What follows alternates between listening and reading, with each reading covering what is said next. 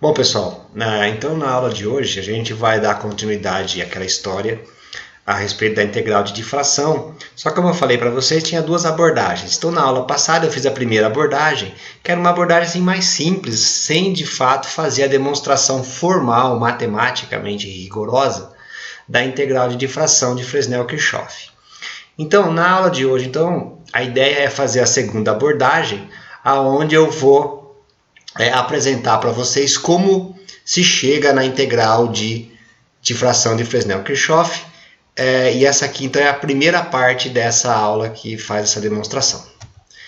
Bom, então, como eu falei para vocês, né, a integral de difração, na verdade, ela parte aqui da segunda identidade de Green, que é essa expressão que está escrita aqui em cima, tá bom? Que eu chamei aqui de número 1, que diz basicamente que a integral de superfície, né, numa área A, de V, gradiente N, né, gradiente normal, componente normal do gradiente de uma função U menos U, gradiente normal dessa função V, dA é igual à integral no volume, tá bom?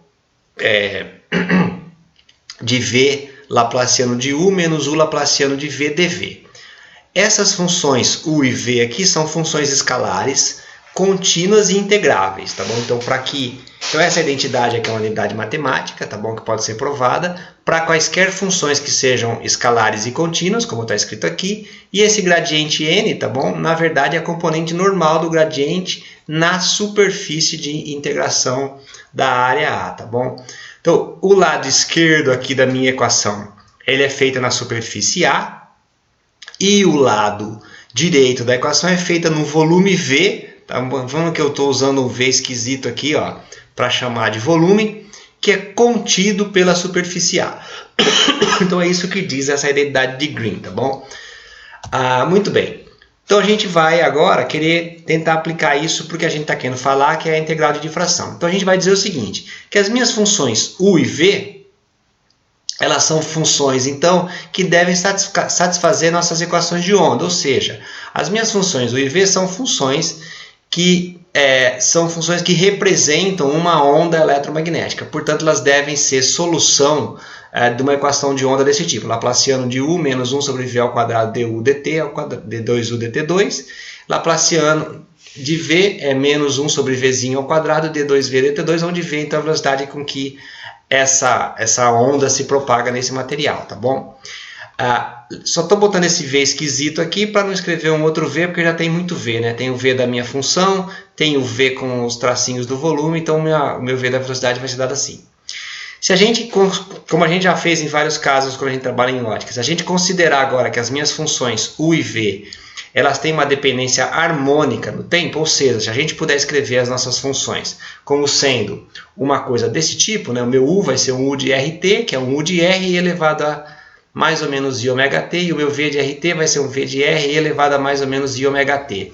Ou seja, a gente na verdade faz uma separação de variáveis, aonde a gente escreve que a nossa dependência temporal vai ser uma dependência temporal harmônica, como a gente faz várias vezes. Então a nossa equação vai ser uma equação que vai acabar ficando independente do tempo, porque afinal a dependência temporal já está explicitada para esse tipo de solução. Bom, muito bem.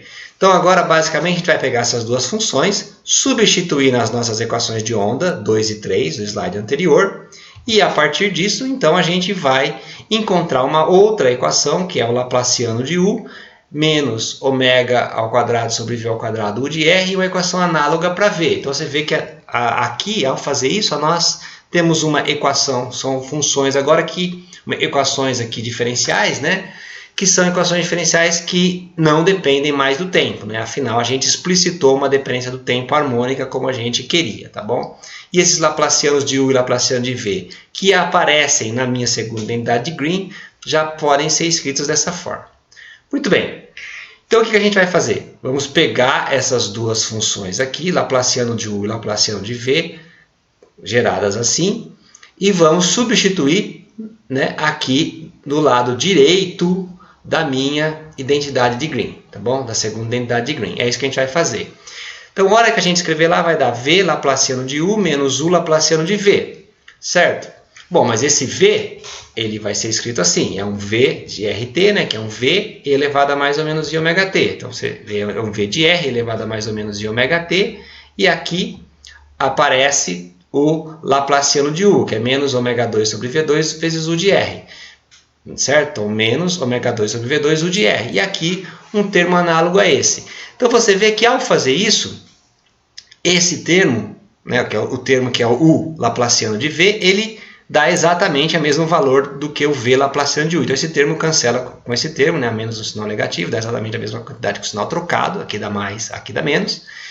De tal forma, então, que o lado direito, né, da nossa segunda identidade de Green dá zero. Tá bom? Então, nessas considerações que a gente está fazendo, que meus campos U e V tenham dependências temporais harmônicas e que o meu U e V eles sejam soluções de uma equação de onda, né, que vem das nossas equações de Maxwell, que a gente está procurando que esse U e V sejam soluções de problemas eletromagnéticos, então ele tem que ser uma solução da equação de ondas.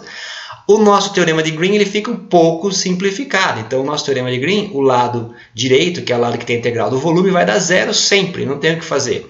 Então ele vai ser um teorema simplificado que vai dar simplesmente aqui a integral na superfície de V grade N de U menos U grade N de V dA. Isso aqui tem que ser igual a zero. Muito bem. Agora, então, começam algumas considerações tentando trazer um problema um pouquinho mais para a física. Já trouxemos um pouco a hora que a gente disse que aquelas soluções eram soluções das nossas equações de onda, ou seja, a função U e V tem que ser funções que descrevem o eletromagnetismo. Agora a gente vai fazer uma particularização aqui.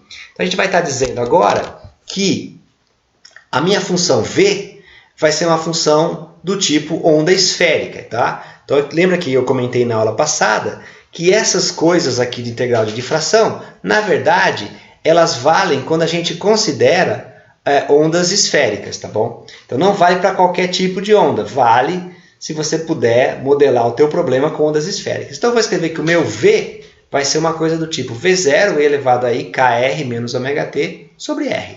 Tá bom? Como a gente cansou de ver lá no primeiro capítulo que a gente estudou. Então, ondas esféricas aqui.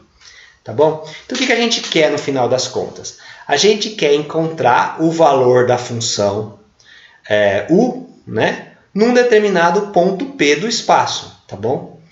E esse V aqui é uma função que a gente sabe que seria, vamos supor, como se fosse a nossa fonte. Né? Então, a nossa fonte é uma onda esférica. Então, se eu sei que a minha fonte é uma onda esférica, como que eu determino a minha função U, né, se a minha função V é uma função do tipo onda esférica, tá bom?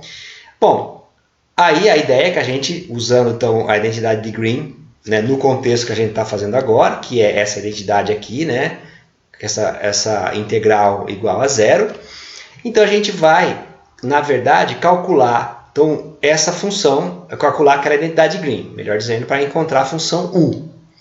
Bom, a questão toda é a seguinte, como a minha função, o meu ponto P, que é o meu ponto que eu quero saber aqui, é o ponto onde eu vou começar a contar a minha coordenada, por exemplo, né? Arbitrariamente pensando.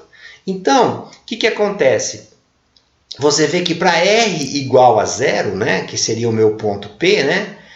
Essa minha função ela fica indefinida, né? Ela vai para infinito. Então, a hora que eu coloco aqui minha função P, eu jogo a minha área em torno, que é a superfície que eu tenho que fazer a integração. Só que eu não posso passar pelo zero, que seria o meu ponto de interesse e o meu ponto P, porque como eu estou considerando ondas esféricas, a minha função ela vai para infinito. Então, o que você faz? Nesse caso, lembra que pode ser uma superfície qualquer, né? Aquela minha função A. Então, eu vou escrever uma superfície, na verdade, eu vou fazer um buraquinho aqui, né? Uma esferinha de raio ρ, que tem uma superfície S1, que isola o meu ponto P, com a normal aqui para dentro, né? E a normal dessa superfície aqui estaria para fora, tá bom? Então aqui a normal está para dentro da superfície, aqui a normal estaria para fora da superfície, tá bom? Para que a gente faz isso? A gente faz isso para excluir essa divergência da minha função V de R no ponto R igual a zero, que é o ponto P, que é onde eu quero saber o valor da minha função U de P. Tá bom, como é que você faz essa brincadeira agora então? Então a gente vai fazer o seguinte, a minha integral que eu quero calcular toda aqui, né, nessa minha área agora, que é essa área dessa esfera, essa área externa A, e essa área S1 aqui, que eu fiz para isolar o meu ponto P, a gente faz isso fazendo como se fosse uma subtração, né, uma remoção dessa, melhor dizendo, né, uma subtração entre aspas, uma remoção dessa divergência, tá bom? Fazendo a integração numa areazinha dessa esferazinha aqui de raio ρ, tá bom? Que está centrada em torno de P. Então a minha integral total, que é o que eu preciso fazer aqui, ó, vai ser a integral na superfície A, tá bom? Vai ser a integral na superfície A, né? Vendo aqui que o meu versor R ele vai ser paralelo a N, né? O N aponta para fora, a normal a superfície a cada ponta aponta para fora, isso aqui vai ser positivo. Enquanto que na minha superfície S1, então eu tenho que fazer na superfície A mais a superfície S1. Enquanto que na superfície S1 vai ser uma coisa negativa, né? Porque você tem a superfície S1, mas o N aponta antiparalelo ao R. Então isso aqui dá uma integral negativa, tá bom? Então nessa pequena esferazinha aqui, S1, o meu R dela lá de integração nessa esfera vai ser o ρ, e o meu gradiente normal vai ser igual a menos DDR, conforme está mostrado aqui nessa expressãozinha simples, tá bom? Nesse parênteses aqui do lado. Então é isso, tá bom? Então meu R vai ser ρ, tá bom? Uma esfera de raio R igual a ρ, e o gradiente normal vai ser menos DDR. Muito bem. Então agora a gente pega isso tudo e substitui lá no nosso lado esquerdo da nossa segunda identidade de Green, que dá igual a zero, tá bom? Então eu escrevo aqui, ó, vai ser a integral na área A do E elevado ao V de R, né? E elevado a IKR sobre R, gradiente normal de U menos U gradiente normal do V de R, que é E elevado a IKR, aquele V0 elevado a menos ômega t dA, mais a integral aqui, ó, na superfície S1. Então vai dar de novo aqui, né, o meu V. Agora o gradiente normal lá dentro vai ser du dr menos U ddr do E elevado a IKR sobre R, que é o V, tá bom? Isso tudo tomado em R igual a ρ, tá bom? Aqui o mesmo termo, né, que vem das funções V de R, V0 elevado a menos ômega t, então é claro que esse termo aqui já pode cancelar com aquele termo ali de cima. E aqui o nosso elemento de área, né, vai ser um ρ ao quadrado d ômega, onde esse d ômega seria um elemento aqui de ângulo sólido, tá bom? Então é claro que ρ ao quadrado d ômega vai dar um elemento de área na minha esferazinha. Então, basicamente, esse aí se resume ao nosso lado esquerdo da nossa identidade de Green, no contexto do que a gente está falando aqui agora. Bom, então eu só vou reescrever aqui, ó, peguei essa função, né, passei uma função aqui para o outro lado do igual, né, que é igual a zero, e aí eu fico aqui que a integral então na superfície S1 em R igual a ρ tem que ser igual a integral na superfície A dA, tá bom? E é isso. Então agora vamos trabalhar aqui só com o lado esquerdo da equação, certo? A integração na superfície da nossa esferinha que isola o ponto P. Tá bom? Então, ao fazer isso daqui, ó, tomando isso daqui em R igual a ρ, então vai dar E elevado a IKρ sobre ρ, du dρ, esse termo aqui, menos U, e aí eu faço essa derivada aqui, tá bom? Faz a derivada aqui, né, do quociente, com as regras da cadeia tudo certinho, toma em R igual a ρ, é ρ ao quadrado d ômega, tá bom? Então é isso que dá desse lado aqui. Bom, agora aqui você consegue passar esse ρ ao quadrado, você consegue aqui abrir um pouco essa conta, você tira o E elevado a IKR em evidência, né? Então aqui vai dar simplesmente IKρ, né, menos 1 sobre ρ ao quadrado, já tomando para R igual a ρ. É isso que está sendo feito aqui basicamente, né? Tira o E elevado a IKR em evidência e passa R igual a ρ. Muito bem, ao fazer isso, então, a gente vai ficar com essa expressão, que é a nossa integral do lado esquerdo dessa expressão aqui atrás, tá bom? Então, só estou mexendo com o termo do lado esquerdo. Lembrando, né? Só estou mexendo com esse lado, depois eu tenho que igualar com isso aqui, que é a integral na área A, que é a área externa. Bom, então tá bom. Então, essa parte aqui do lado esquerdo, a gente não tem muito mais como fazer. Mas, se você fizer agora o limite em que esse rosinho vai para zero, esse integrando aqui vai tender, né, ao valor que U tem no ponto P, certo? Que é o ponto de R igual a zero. Então, essa história toda aqui, ó, né, no limite em que ρ vai para zero, isso aqui vai ser o valor que U assume no ponto P, ou seja, eu vou chamar isso aqui de U de P. Então, isso aqui é esse integrando, tá bom? Então, isso daqui é o U de P, que eu posso considerar que ele não depende do ângulo. A integral na superfície S1 de ômega. Bom, a integral de ômega na superfície S1, que é uma superfície esférica, vai dar 4π. Então, isso aqui vai dar UP vezes 4π é igual ao lado direito da equação que eu não tinha mexido até agora. Então, voltando rapidinho aqui, o lado direito da equação que eu não tinha mexido até agora. Então, o lado esquerdo vai dar 4π vezes UP, que é igual ao lado direito que estava lá esperando. Então, 4π UP vai ser igual à integral na área A do e elevado a IKR sobre R, grade N de U, menos U, grade N de e elevado a IKR sobre R dA. Isso daqui é um teorema que é chamado de teorema integral de Kirchhoff, que vale para essas particularidades que a gente fez aqui, tá bom? Então, ela vale para funções U e P que satisfazem a equação de onda, considerando que a parte temporal é uma onda harmônica e considerando que V é uma função do tipo onda esférica, tá bom? Esse é o teorema integral de Kirchhoff. Voltando então aqui só para mostrar, só para finalizar aqui, então o teorema integral de Kirchhoff, que é esse daqui que eu estou mostrando, na verdade, para que ele serve, né? Então é uma expressão matemática que, na verdade, ela relaciona o valor de uma função U no ponto P, dentro de uma superfície arbitrária de área A, né, ao valor da função sobre a superfície A que envolve P. Tá bom? Então, o valor da função no ponto P está relacionado, de uma certa forma, ao valor daquela minha função U de P, né? Sobre uma superfície A que envolve P de acordo com essa integral. Então, basicamente, é isso daqui. Então, o valor da função nesse ponto P está relacionado aqui ao valor que essa função tem, né, de acordo com essa conta toda aqui, nessa superfície A que envolve P, onde já tem um vetorzinho normal ali, tá bom? Muito bem, alguns comentários aqui. Então, só voltando, isso aqui é metade do caminho. O que a gente vai fazer agora é pegar esse teorema integral de Kirchhoff e aplicá-lo agora para chegar finalmente na integral de difração de Fresnel-Kirchhoff, que é então usada para explicar a difração. Então, isso aqui é só metade do caminho. A gente precisava demonstrar esse teorema integral para poder utilizar essa expressão para continuar a nossa conta. Lembrando que sempre isso nas particularidades que a gente resolveu esse problema, tá bom? Não vale para qualquer função, não. E para qualquer situação. Antes de eu terminar essa aula aqui, vamos só fazer alguns comentários com relação a isso que a gente viu. A função U é uma função escalar, então é um escalar. Portanto, se você for querer falar rigorosamente, isso daí não dá para representar o campo eletromagnético. Afinal, o campo eletromagnético é um vetor.